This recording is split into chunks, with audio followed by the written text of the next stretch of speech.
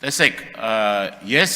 այսպես եմ պատկերացրել այդ ծրագիրը 16 միլիոնների հետ կապված, որ առաջնահերթ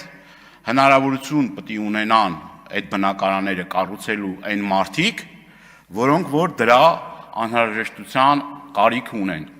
Այսինքն այն մարդիկ, որոնք մինչ այդ պահը չունեն բնակարան, բազմազավակ ընտանիք ունեն, բազմազավակ ուրեմն ընտանիքի անդամներ ունեն, որոնք նաև այս ամբողջ ընթացքում, չգիտեմ, տարիներ շարունակ զրկված են եղել բնակարանից, մեր զոհված հերոսների ընտանիքի անդամները եւ առաջնային պիտի լուծվեր այդ մարդկանց բնակարան ունենալու խնդիրը։ Բայց մի կողմից պետությունը տրամադրում այդ գումարը,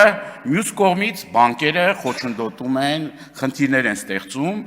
որ մարդիկ այդ բնակարանները կառուցեն։ Դրանք բազմաթիվ են այդ օրինակները եւ օր առաջ պետք է այդ խնդիրը լուծվի եւ ի վերջո մարդիկ բնակարան ունենալու հնարավորություն ունեն։ Այդ ծրագիրը կներեք նրա համար չի, որ 3 տուն ունեցողը 4-րդ տունն էլ ստանա։ Կամ նրա համար չի, որ սահմանամերձ գոտում ինչ որ մեկը կներեք ամառանոց ունենա։